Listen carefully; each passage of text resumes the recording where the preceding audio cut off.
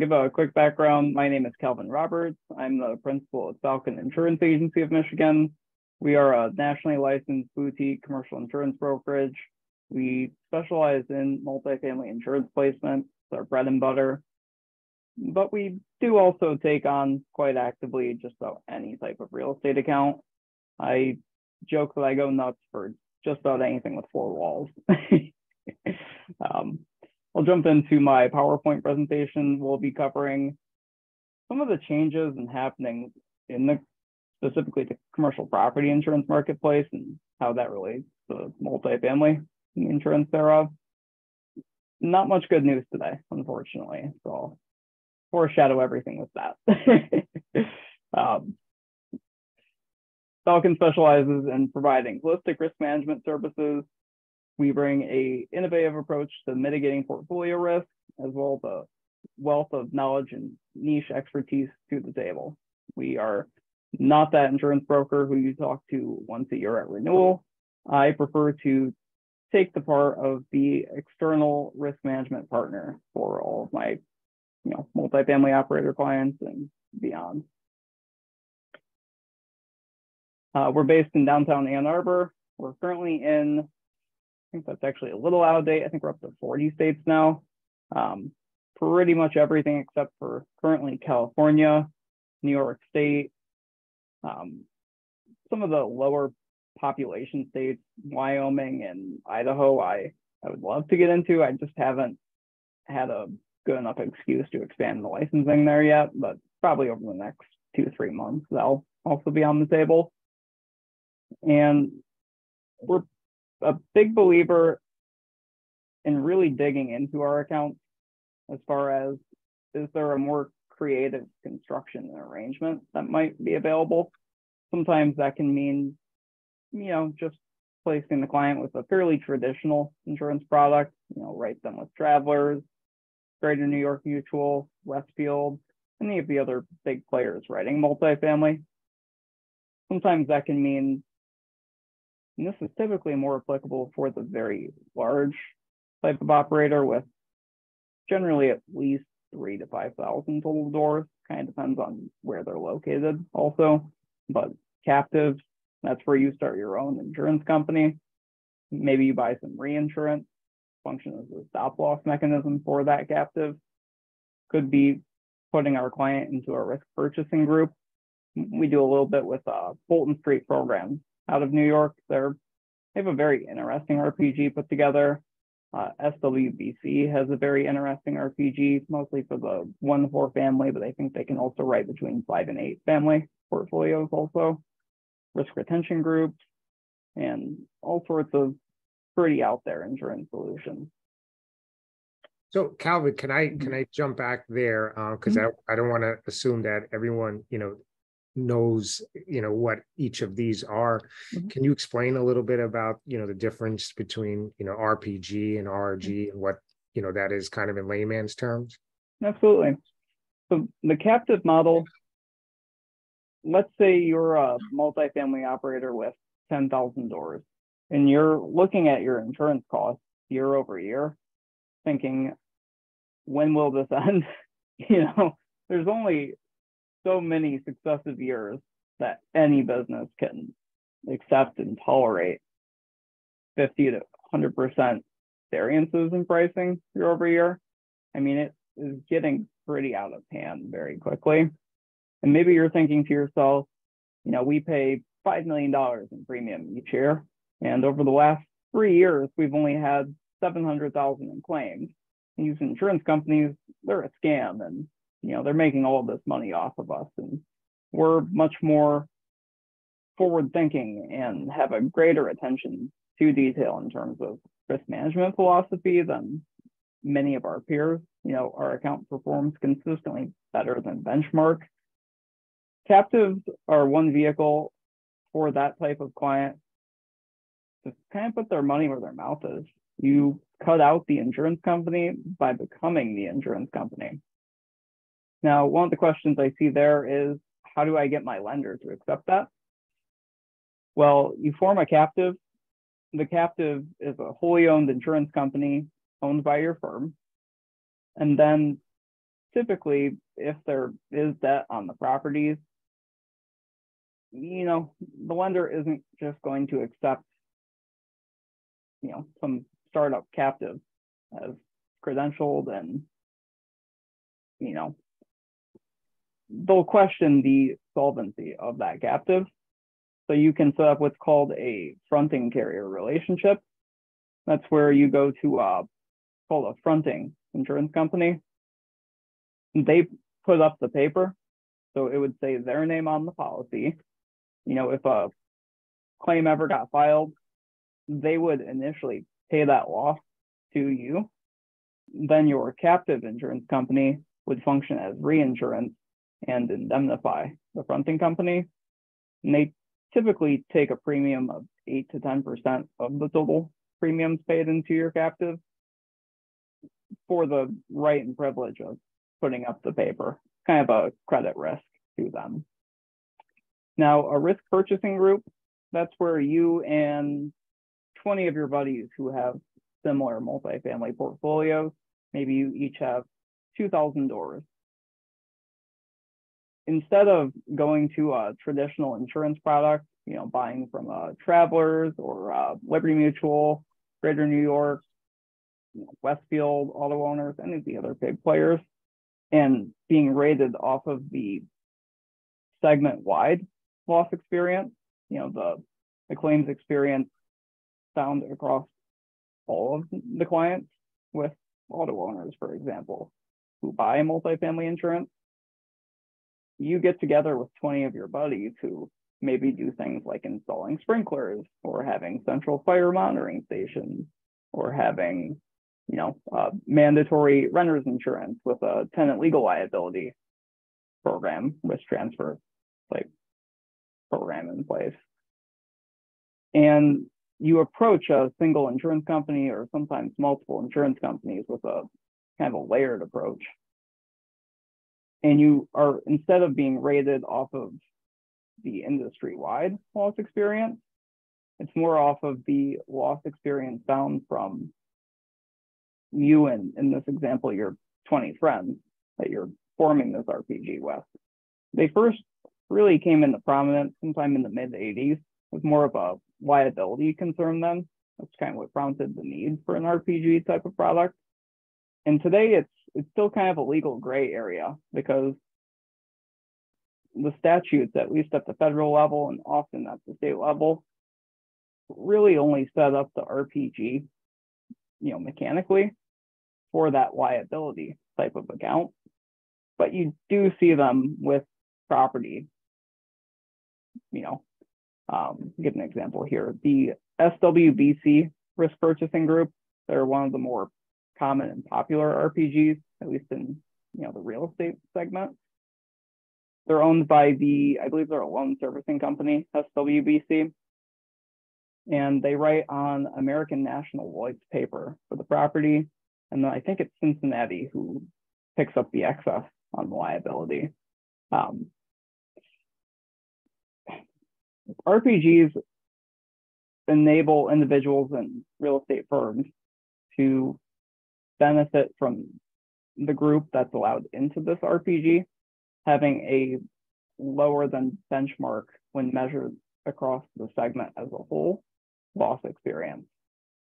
Understood. So you're pulling each other's, it's an ability to pool each other's, almost like sharing the risk, essentially. Got it. Exactly. So it's the same general idea as just about any other insurance product. What really sets it apart is the underwriting on RPGs is typically much more strenuous and involved and pickier than what you might find from a more conventional type of insurance product. Awesome. Yeah. Thank you. By the way, before we move forward, just let everybody know if they want to have any questions, they can either jump in or use the chat. And also, Calvin, for you too, make sure to drop your information so that anybody can find you. And we still have time for you to do that, so don't worry about that. Hey, Jerry, do you mind if I jump in real quick with a question for Calvin? Yeah, go ahead. Calvin, so you just mentioned that the I guess the underwriting process is a little more rigorous in this in that example. Do you mean that if it's an older asset that you own and there's things in that building that were substandard construction material, is this what you're talking about when they really dig into your property and figure out exactly the components and risk associated with say an older property? They're going to really look at that a lot more. That's definitely one application where that could come into play. It could be, let's use an example of Fulton Street. They have a very interesting risk purchasing group, and it's intended for the non-catastrophic event exposed type of multifamily asset, typically newer construction, 1980-ish to now, 1985, somewhere around there. Has to have a favorable and a very proven loss history. So if you're, maybe someone who just started investing in 2020 or 21 or 22, you don't have 5 to 10 plus years of loss history that you can give to the underwriter. That might be a reason that they decline to allow you to come in. So their RPGs enable those within the group to find below benchmark pricing because of the below benchmark loss experience found within members of that group. So it's a pickier and tougher club to get into than, writing a policy with a kind of more conventional insurance product, placing it with Travelers or just any of the other big players in the multifamily world. Thanks. Awesome. Thank you. Thank you. So get back. Couple advantages, really four that we brag up to our clients of partnering with Falcon. We're extremely consistent. The way that this new property acquisition goes or this upcoming renewal goes is going to be much like the last 5 that we had with any given client. So there's never any games or failure to perform. It's an extremely consistent process that takes a lot of the stress and weight off of multifamily operators' shoulders. You know what the process is going to look like and what you're going to get before you even approach us every single time. We're highly capable.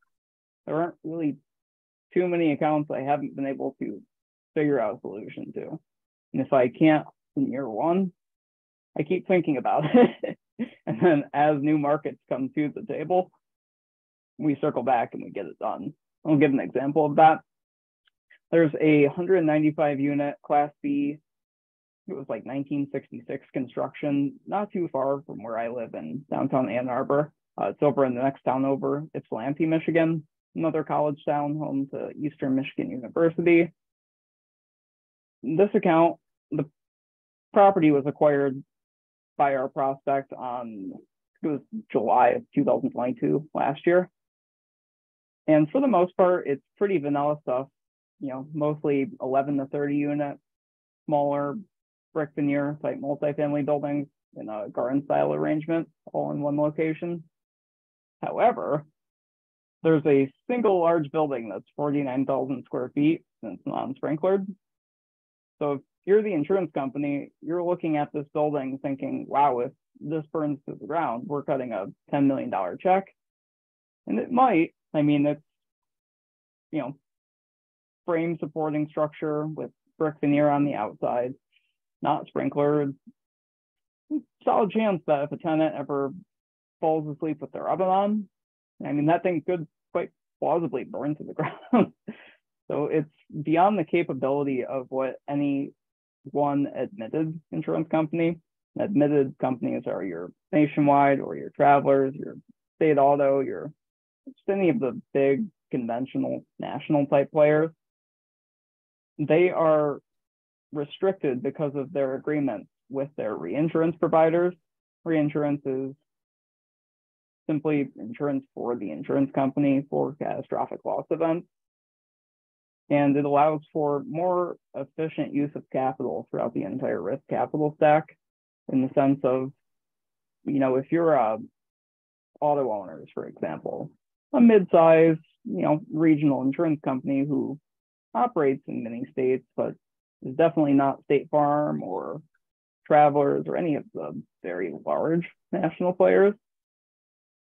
If your auto owner is in that scenario, you don't want to keep $25 billion, your entire reserve, in a very liquid, highly accessible vehicle, because the returns that you find in that vehicle are typically going to be a lot lower than one would expect to see from less liquid but higher producing vehicles. Insurance companies are all invested into office and other commercial real estate. And it's pretty tightly regulated by the state as to what vehicles they're allowed to invest in.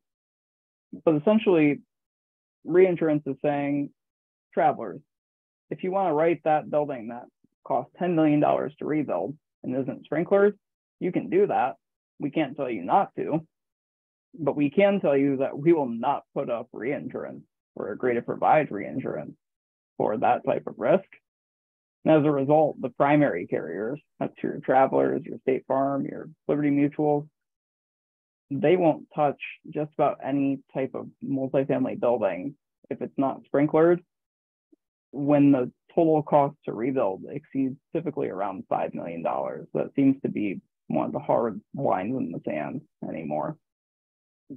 We, over a 5.5-month period, approached somewhere around 90 insurance companies, including Crum & Forrester, and a litany of admitted, excess, and surplus markets, as well as a variety of programs. I mean, I threw spaghetti at the wall, went back to the kitchen, filled my plate, threw it again, went back for a third serving also. we wanted to win this deal. It's with a layered non-admitted program right now called Cross Cover, where it's 5 excess and surplus insurance companies, each doing a quota share, where you have 5 companies taking a slice of the risk and a slice of the premium accordingly. The pricing on it, all things considered, is not terrible. They're coming in at around a 62, 63 cent property rate.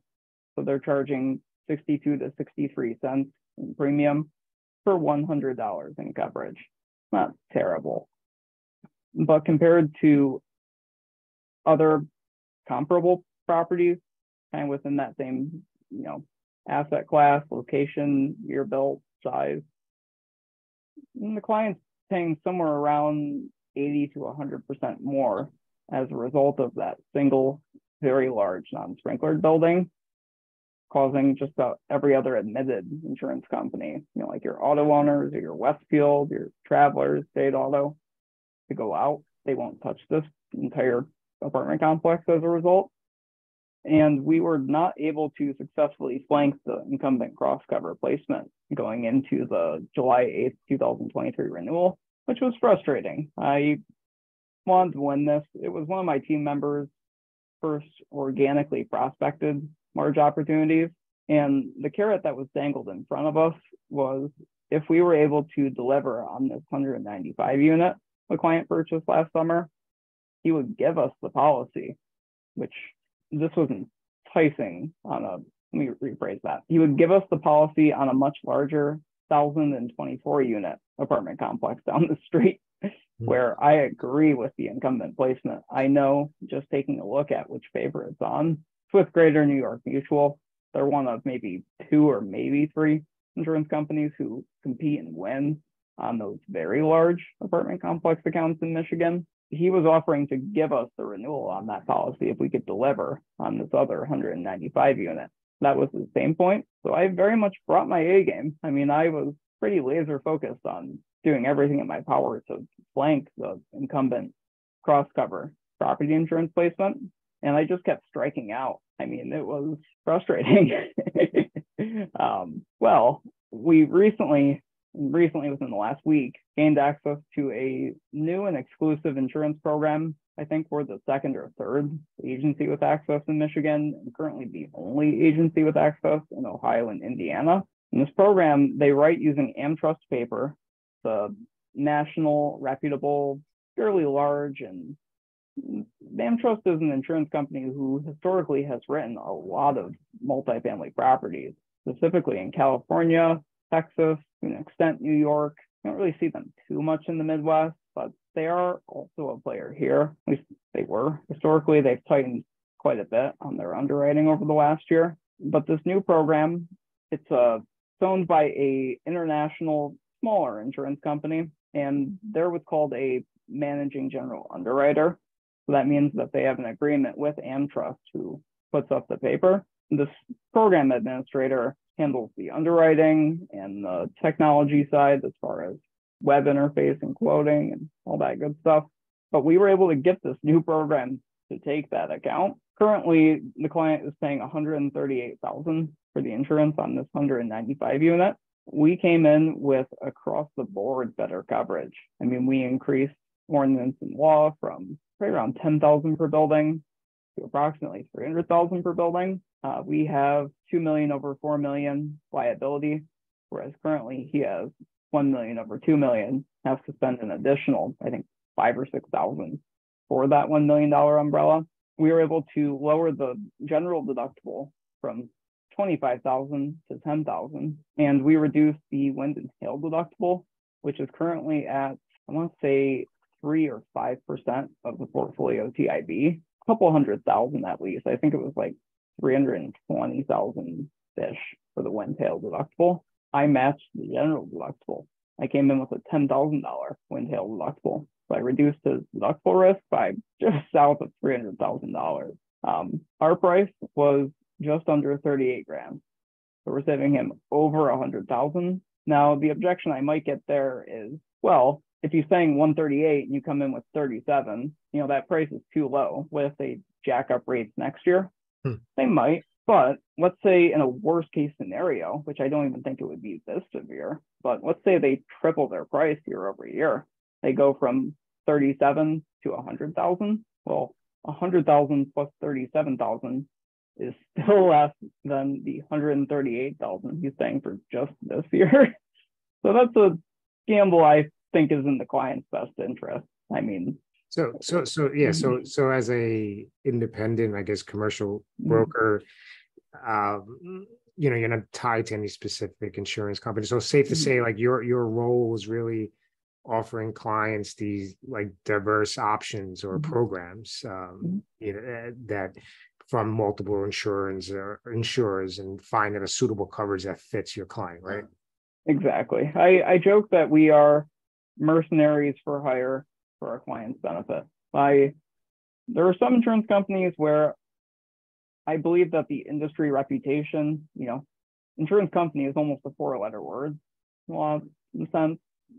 But I believe that there are some insurance companies who, at least based on my experiences working with them, have consistently done the right thing, even in gray scenarios where they maybe contractually could have not done the right thing if they had felt like it and would have gotten away with it. Nationwide has been phenomenal. State Auto has been phenomenal. Westfield. But other than that, I have very little loyalty to insurance companies other than I want them to continue to remain solvent to keep the marketplace from degrading even further. So not I know you have a presentation, but also I guess kind of just to kind of talk about the white elephant in the room, or what everyone is thinking about right now. If you can talk a little bit about why rates have increased so much, and particularly for those of us that look at the Southeast market. I think people look at insurance. Companies have been around for 100 years plus, many of them. And so they look, you have an eye of like, hey, these guys are just making money over, hand over fist. But what are the challenges that the insurers are facing? And then how is that feeding down to the investors and the owners? So in the U.S. Southeast, at least in particular, a lot of the risk retained by the primary insurance companies. So that's like your State Farms, your Travelers, State Auto, all the big players like that. Much of the risk has been offloaded to their reinsurance providers over the last decade. And ironically, because interest rates were so low for so long, that had the natural effect of capital had to seek out riskier and riskier investment vehicles to find the same target rate of return, which made investing in reinsurance much more attractive. It's one of those things where reinsurance has subsidized very poor underwriting discipline on the primary side for a very long time. But as interest rates come back to kind of more in line with historical trends, it's caused a exodus of available capital in the reinsurance markets. So you have less capital available chasing the same amount of return, means that they're able to be pickier with how that capital is deployed. So they have to take on less risk to get that same return. As a result, you're seeing less capital available in the reinsurance markets as it pertains to the habitational segment. And because more of the risk is retained by the primary insurance companies, they're tightening up quite drastically on their underwriting. The market was irrational for too long scenario where, you look at Florida and some of the cat exposed markets, for example, Warren Buffett is starting to come back into the cat exposed reinsurance game. And he stayed out of it for many years because he felt that it was woefully underpriced. The pricing did not commensurate the risk retained, but he's starting to dip his toes back into it because the pricing is starting to reflect reality more than it has over the last 10 or 12 years. This is Greg. From an insurance claims perspective, I would say that I think maybe some of the pricing has to do with, the social inflation that's going on, where in a litigation context, you have, cases that maybe were $500,000 before, those injuries are fetching $1 million or $1.5 million or something, 1.5. So, the cost of things is just kind of gone up exponentially, and kind of irrationally too, I think. And it's,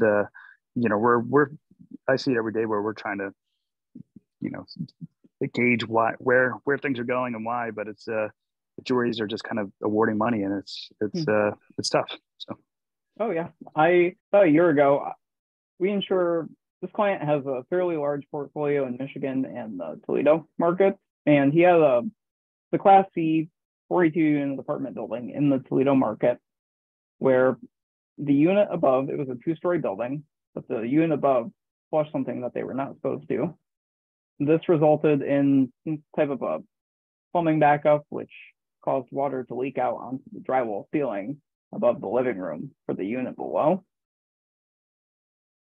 And the ceiling collapsed onto the tenant in the unit below, coincidentally, right when he was underneath it. And then again, the same scenario happened 4 months later, but this time in the bathroom. So he, goes to the hospital, tells the hospital all of the symptoms of a concussion, anything you can find on Google and can't really definitively prove with a test like most other injuries. He brought suit against my client, the landlord. I think Travelers was on that account at that time. Long story short, to avoid a jury trial and just get ahead of that uglier scenario where it goes to trial, they have to spend all of that money defending it.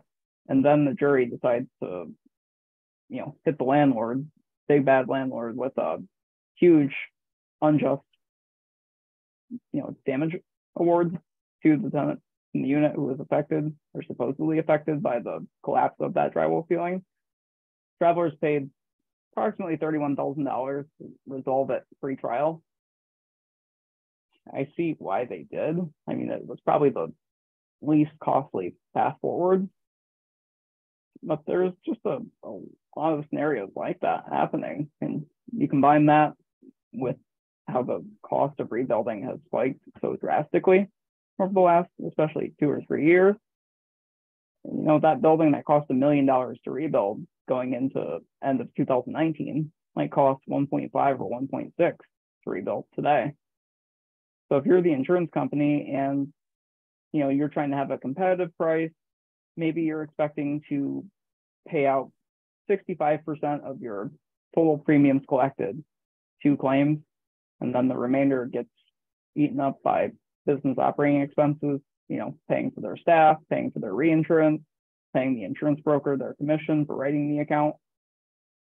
But the modeling that they had intended to use might generate a 5% underwriting profit. But then you have a year like we've had over the last 3 where the cost of rebuilding spikes 15, 20, 25% over the course of a year. Well, instead of posting a 5% underwriting profit, you're now posting a 15 to 20% underwriting loss. You can only have that happen so many times before you as an insurance company decide, what are we doing? And you just exit the habitational segment until pricing starts to reflect reality a bit more. So it sounds like it's a convergence of, 2 issues too, right? You have the reinsurance, and then there's replacement cost. Greg mentioned the inflation numbers. So I guess talk a little bit about, explain, replacement cost and, how that is, how the industry calculates and comes up with these ways of metrics of deciding how much it takes to rebuild. Absolutely. So the replacement cost of a building is the projected amount your insurance company determines it might cost to completely rebuild a building should it go up in flames tonight, or get hit by a tornado. The industry standard tool most commonly used is called CoreLogic. It's pretty accurate. I trust CoreLogic deeply when it's calculated by someone who is diligent and really dials in the building features, making sure the exterior wall construction and, interior trim quality and all those other details are inputted accurately. One of the big issues that plagued the habitational segment for years is that so many of these properties are woefully underinsured. And that's bad for the client. And it's also bad for the insurance company. It's bad for the insurance company because most losses are not going to be that total loss scenario. They tend to be small or medium type losses. So if you're not getting appropriate premium, based on the full replacement cost of a building, it again breaks the risk modeling used by insurance companies to set pricing and, otherwise maintain solvency. And it's also bad for the client because insurance companies most commonly include what's called a co-insurance clause into a commercial property policy. I'll give an example of what that looks like in play. Let's say you're buying a 10-unit apartment building in Detroit. And for simple numbers, let's say the replacement cost of the building is $1 million. Well, maybe your purchase price is $400,000, much less than what it would cost to replace or rebuild. And you tell your insurance broker, who maybe they just do a little bit of everything and aren't deeply knowledgeable about some of the pitfalls that one should avoid. And they say, sure, we'll write it with $400,000. Why not? They give you a quote. The price looks good. Say, go for it. Fine coverage. Think everything is golden. Well, if that building costs $1 million to rebuild and it has the typical 80% co-insurance clause, meaning you cannot insure for less than 80% of the actual replacement cost without co-insurance penalty coming into play, 80% would be $800,000. If you have a limit of $400,000, your purchase price, $400,000 is half of $800,000. So let's say you have a $300,000 fire and a $10,000 deductible. Co-insurance would take the $300,000 cost to repair. It would multiply it by your co-insurance penalty, 50%. You end up with $150,000 less your deductible. You get a check for $140,000 to repair $300,000 in damages. No, good example. Thank you. I'll skip ahead here. So we have a full team for our real estate practice. My entire team is deeply knowledgeable on all of the intricacies involving real estate insurance. We invest substantial resources into getting our troops into professional development, bringing them to industry trade events. We're all going to the NMHC event next January. I think that's in San Diego next year. I had a great time at the Las Vegas event this past February. But if we can ever help out with any questions, if you're looking for an indicated premium range of where you think it could land on the high and low side for maybe your pro forma underwriting, before you make an offer, shoot us an email, give us a call. We're happy to jump on it. We'll return figures within hours, not days. And I stand behind I don't even want to call them a guesstimate, because it's based on the base rate we commonly see for that property asset class in the market where you're buying. So it's pretty on the money. I'll jump into, some of the other kind of key contributing causes for this ugly and tumultuous commercial property insurance marketplace that we're in. You have the natural disasters, which have been increasing both in frequency and severity. I think we had 2 pretty serious hurricanes with the United States last year.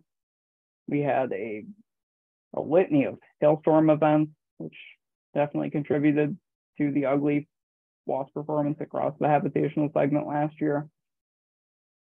And then my favorite was going into the holiday season, especially in the upper Midwest, got down to about negative 15 degrees, and the tenant idiocy factor cannot be understated. I want to say 11 losses come in over a 10-day period, where the tenant, in their infinite brilliance and wisdom, decided to turn the heat off to their rented apartment or home prior to maybe going home to see the family for the holidays or go out of town for vacation, wherever they might have gone.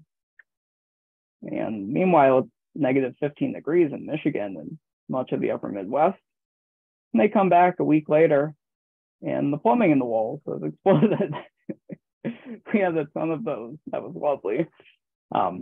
Inflation is definitely impacting just about every aspect of the entire economy, insurance, and as it pertains to property building costs, notwithstanding. Reinsurance capacity concerns, there's a dwindling availability of capital in the reinsurance markets. So you have an increase in total risk and exposure, but a decrease in the reinsurance capacity available.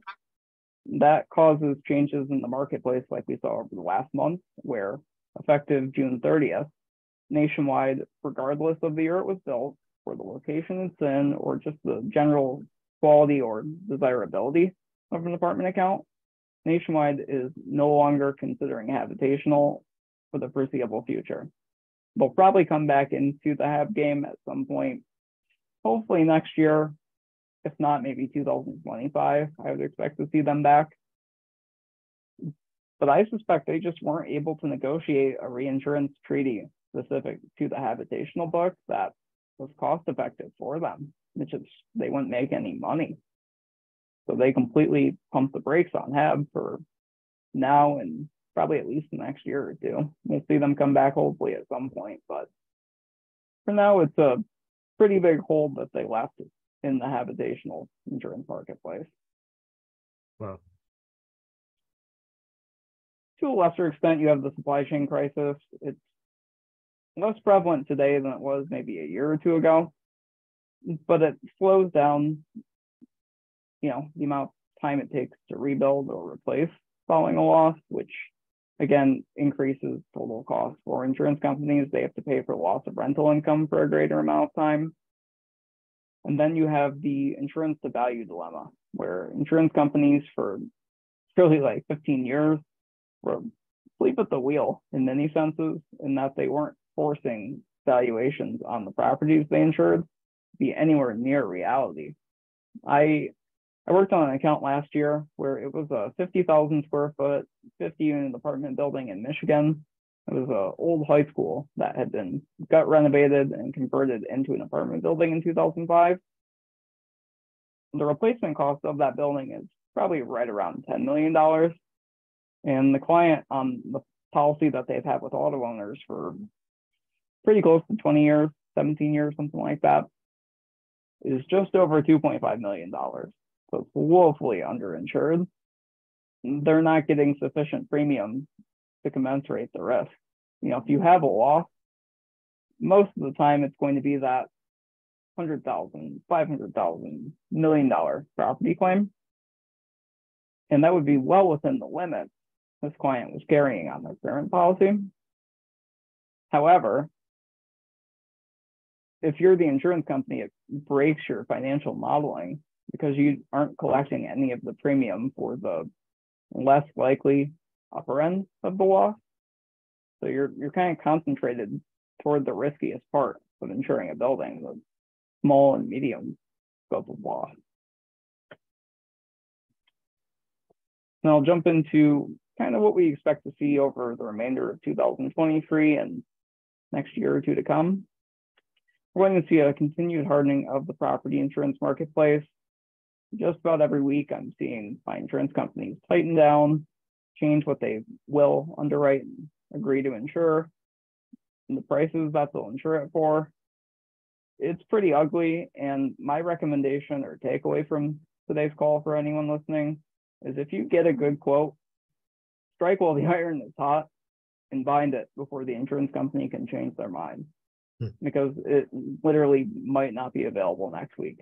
I don't say that as part of, some kind of gimmicky sales attempt at increasing urgency of buying. I say this from a place of anxiety and concern after watching some of my deals over the last couple of years fall apart because the client thought that quote would be available the week following and it wasn't. So if you have a good price, bind it before the company can yank it off the table, because it could happen at literally any time.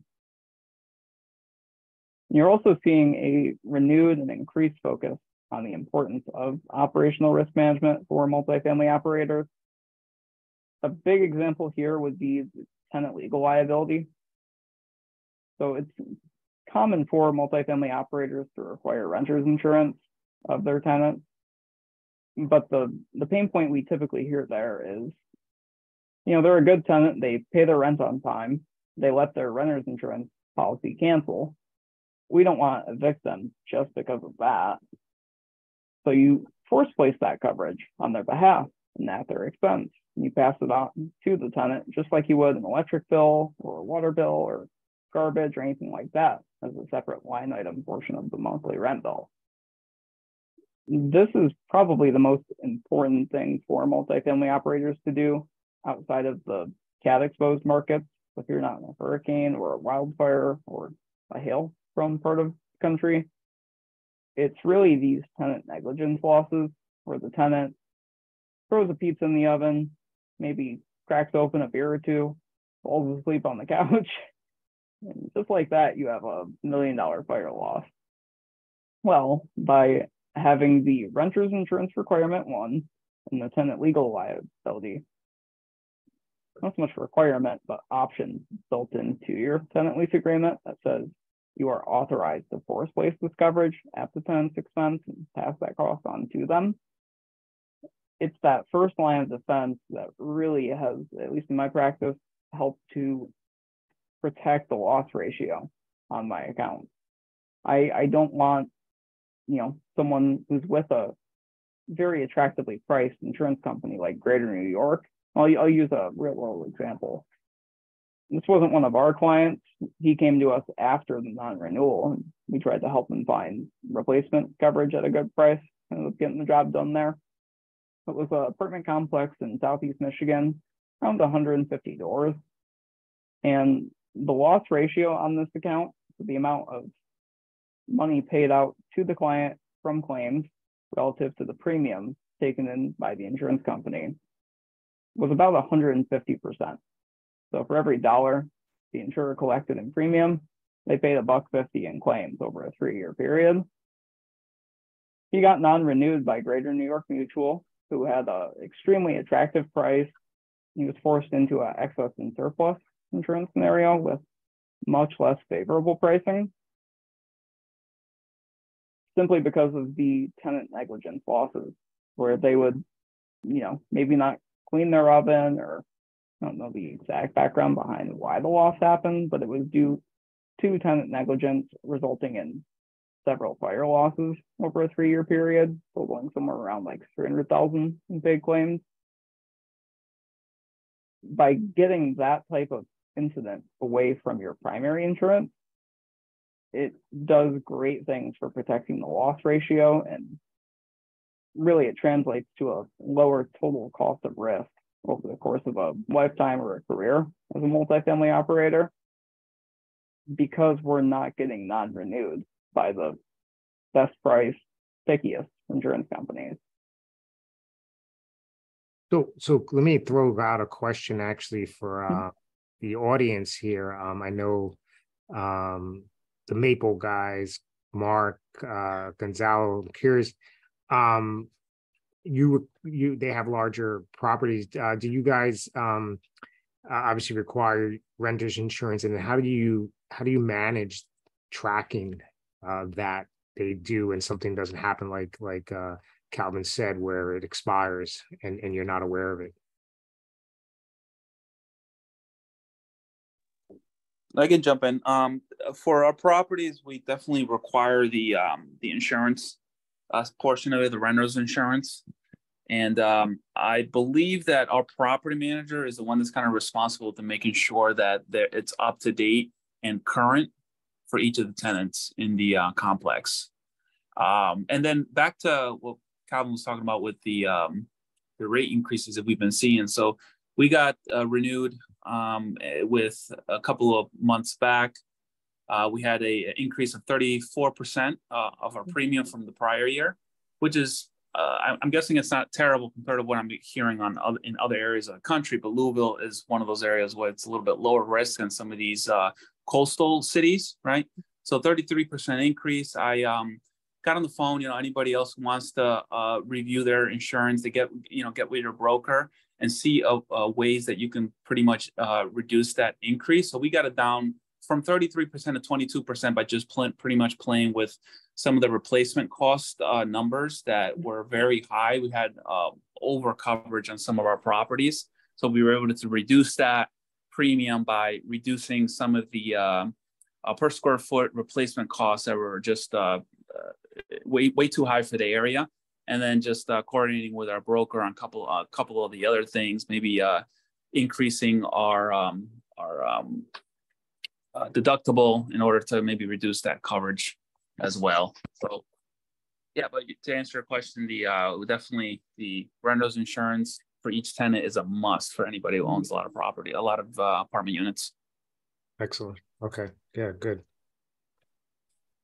Now, Calvin, before we jump in, because Gonzalo brings up a great point, because obviously Louisville, so you're not dealing with hurricanes, or there's obviously different types of natural disasters everywhere. But you yourself, how much of your book is actually based out in like some of the like the Carolinas or some of these Southeast states that are potentially affected to more of these natural disasters?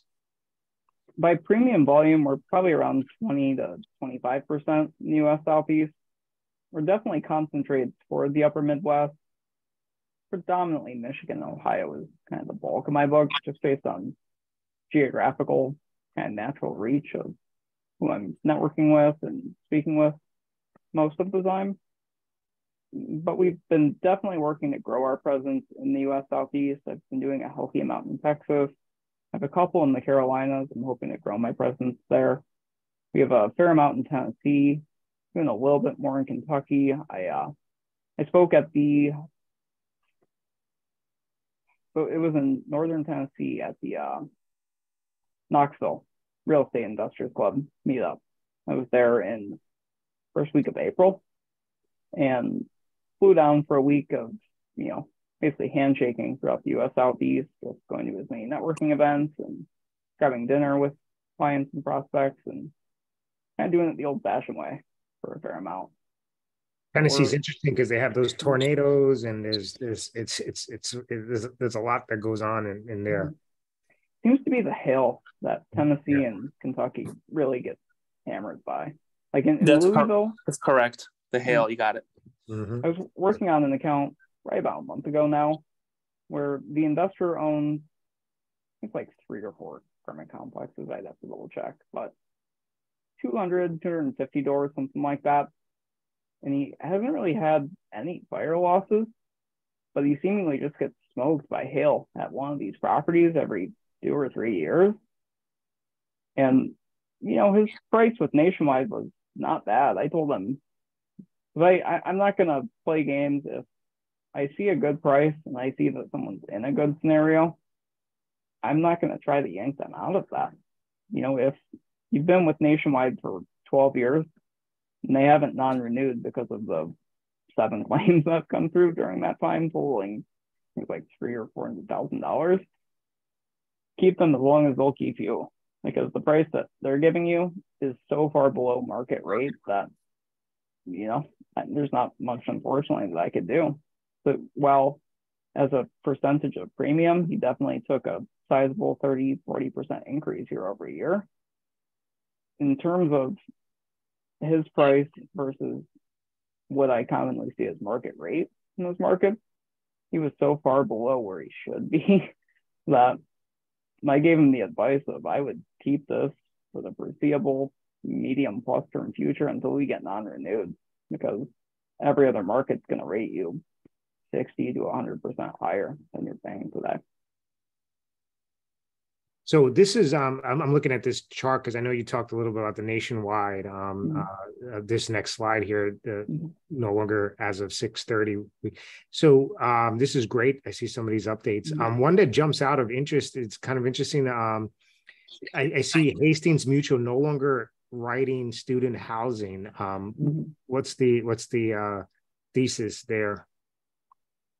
So it's that tenant idiocy factor multiplied by about 10, where instead of it just being your kind of vanilla flavor of tenant, I mean, I'll put it this way. I'm 26 years old. I live in downtown Ann Arbor, home of the University of Michigan. I moved here when I was 20.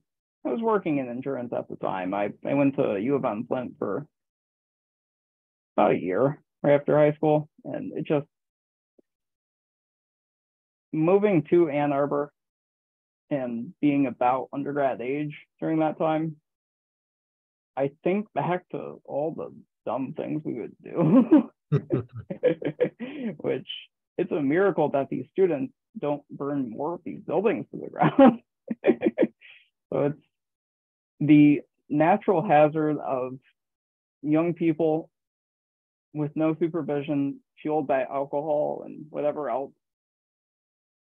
And also the liability risk that comes with that. I mean, you see the house parties off campus, and the chance of a slip and fall at an apartment building, it exists. That's probably not that extreme. Yeah, multiply that by by 30 undergrads, and it goes up pretty quick. So. I mean, great in New York Mutual, though. Just so it's continuing to write workforce housing that's built between 1960 and 80 on legacy accounts, but then so basically they're no longer looking at anything older than 1980. Is that right? For new business, they'll take older properties incidentally as part of a otherwise desired portfolio. So if you have a portfolio with 10 apartment buildings, each totaling an average of 20 doors, maybe 2, 3, or 4 are older than 1980, and the others were built in maybe the mid 80s, 90s, but they're all in kind of average or better type markets. And give an example there, they're definitely not going to write a Detroit apartment portfolio. But if you're in some of the, Metro Detroit or North Metro Detroit and some of the wealthier suburbs, they'll definitely take a look at some of the older properties that are part of that otherwise desired portfolio. But if it's solely, 1965 construction type properties and maybe average or less than average, in terms of insurance company preference markets, they're probably not going to be as favorable to getting underwritten. Good to know. Do you guys, just throwing it out there for anyone that's out in the audience, if they have any specific questions? I know we're at 8:45, so just want to check. Will, I know you joined, you're Greensboro-based, I believe. Do you want to just say hi and give like a minute about yourself? Yeah, my name's Will Elliott. We've been in this area in Greensboro. We have an office in Greensboro, and we do. I'll say we do maybe 40%, 50% of habitation. And I've been in insurance industry about over 10 years. My agency is about 5 years old, well, 4.5 years old. And I too have seen some different, as far as on renewals, some crazy premiums, almost go up like 80% of the normal rate. So, as you said, a lot of the companies in this area, a lot of the commercial companies are trying to price themselves out of some of the habitational business. But overall, everything is well. Great. Thanks for joining us tonight. Yes. So weird time right now in Hab. I think we're in for probably at least another year or two of near exclusively bad news.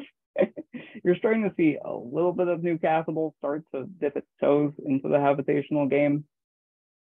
But for the time being, I would expect things to probably get a whole lot worse before it starts getting better. So here's a question, and you know, because Gonzalo brought up a good point about, you know, when it was time for them to renew, you know, he had to look into, you know, like what are some of the tips for the multifamily owner, you know, when that time comes, you know, how they can reduce costs. I would ask to see your insurance broker's marketing list, have them show their cards and give you a list of all the companies that they've approached, what their disposition was, if they would agree to underwrite it, what the price was, or what the indication was.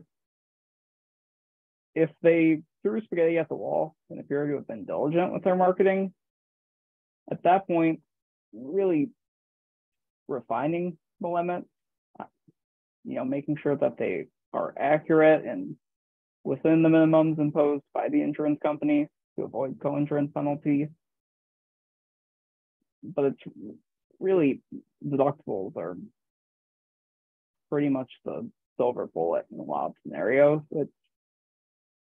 There's two ways that you can decrease the premium. You decrease the rate, the cost in premium for $100 in coverage. You can do that by really most effectively increasing the deductible, but there's also, you know, installing sprinklers, central fire stations, and stuff like that, or remarketing to a different insurance company with lower base rates. Or you reduce the exposure by dialing in your building limits. I always run a fresh replacement cost estimate on every property at every renewal, make sure that they are where they need to be at a minimum. But also I'll have the conversation with the client of, especially when I can blanket it and have a group limit across multiple locations, you know, sometimes I'll push the limit down a fair amount. I just took on it was like 40% of a 1,100 door workforce housing account in Michigan. And with Westfield, I was able to write it with waived co-insurance, and they let me do it at 68.5% of replacement cost. Whereas right now he has separate limits for each building. So this building has $1 million, next building has $2 million, etc., with the full replacement cost on each. I blanketed coverage. So for the 30 buildings on, or 20 buildings on policy, we might have a policy level limit of $15 million, where you are paid the lesser of the full replacement cost to satisfy the loss, or the blanketed limit. But I was able to write a blanketed limit that is equal to 68.5% of the full replacement cost across all buildings on the policy. So we're kind of taking a little bit of a gamble that, hurricane doesn't come through Michigan or a tornado doesn't come through Kalamazoo and tear up a 50 square mile grid. I don't think those scenarios are extremely likely to happen, at least I hope not.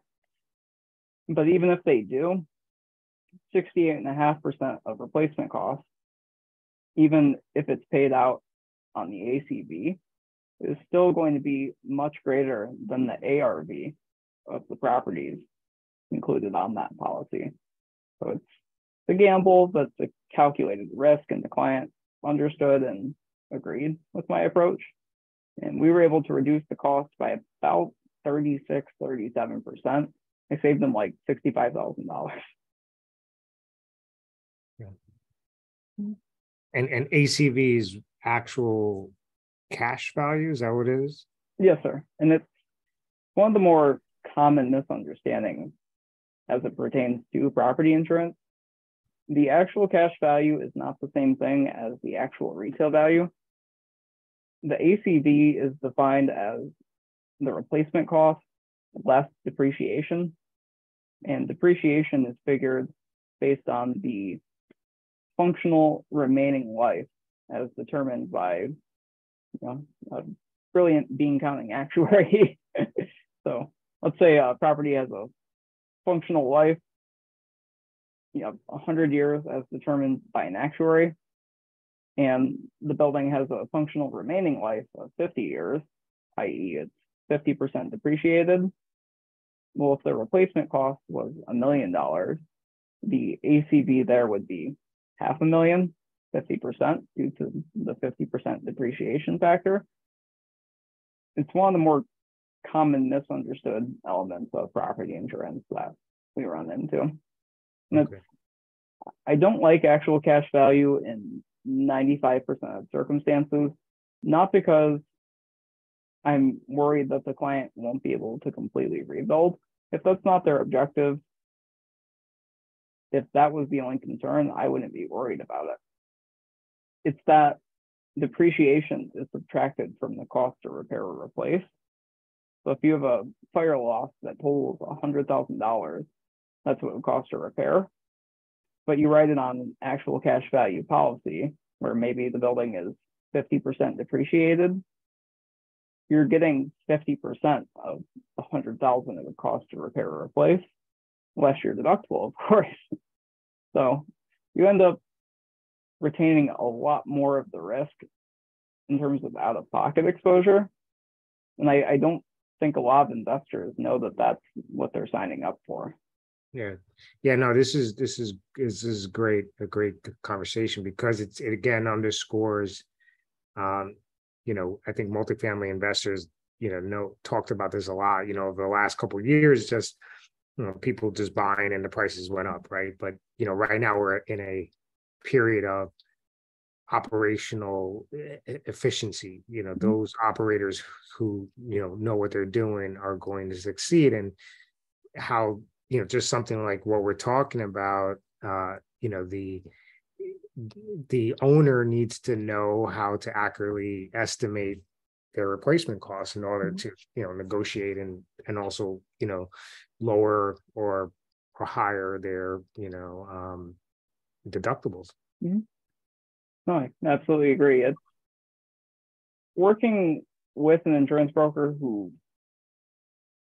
understands not just insurance, but insurance as it matters for multifamily operators is a huge competitive edge for any multifamily investor. I have clients reach out to me literally every day. Hey, we're looking at this property. Can you give us a high end and a low end of where you think the premium will land? Well, when I get 20 of those requests every day, you don't really want to go and submit that as a formal quote request to underwriting, because if you do that, you bind one of them. The underwriter is not going to take your quote request very seriously. You won't get a very expeditious processing from them. But I have a pretty good idea of what the base rate of a premium for $100 in coverage insurance companies will assess in pretty much every market in the United States.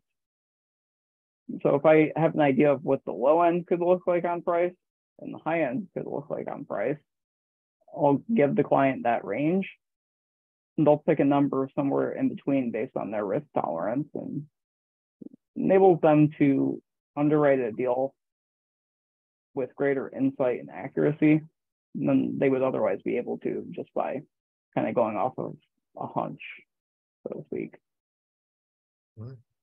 So just in interest of time, just we have 5 minutes left here. So just want to throw out whoever's out there, they have any questions for Calvin before we jump off, jump in now for sure. Calvin, one last question. I know your crystal ball is probably in the shop, but if you can make a prediction as far as like what we should, us as a multifamily investors, when we underwrite deals, we try to project out cost increases for operating expenses such as insurances. What would you expect a good kind of number that we should throw in there as far as premium increases for the next couple of years? So it kind of depends on asset class, what market you're investing in, what the loss history is like within your portfolio, and really the year the property was built, originally constructed. If we're talking the U.S. Southeast, at least 75 miles from the coast, 20 to 40% is probably benchmark, losses notwithstanding. If we're talking Florida, Gulf Coast, the hurricane and cat exposed markets, 30 to 130%. I mean, it's such a wide variance depending on what the loss history looks like, where the property is located, when it was built, what improvements are made. It's a pretty big spread there. We're talking the upper Midwest and kind of the desert Southwest, 10 to 30%, depending on the asset class and the other kind of peculiarities of any given property.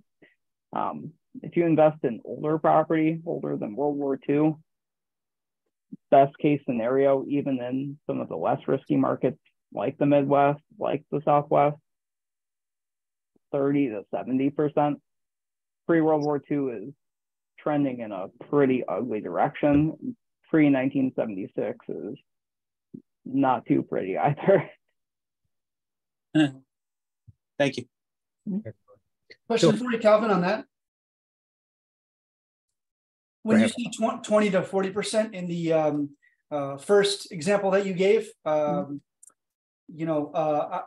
the coast, kind of, I think you said somewhere in the Southeast, not, pre-World War II. Just curious, is that per year we should be kind of estimating, or is that over the course of the next few years that'll play out? At least the next 12 months.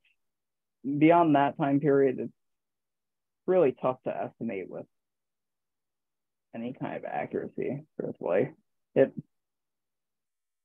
I would say if you are west of I-95, I would expect that to hold reasonably accurate for at least the next 12-month period. Beyond then, it's unfortunately kind of anyone's guess. Tough to speculate. Gotcha. Thanks. But to kind of elaborate, it's going to be bad in pretty much every market, at least for the next 2, maybe 3 or 4. Beyond then, I can't even speculate. This could be the new normal, truthfully, at least for a while. Thank you.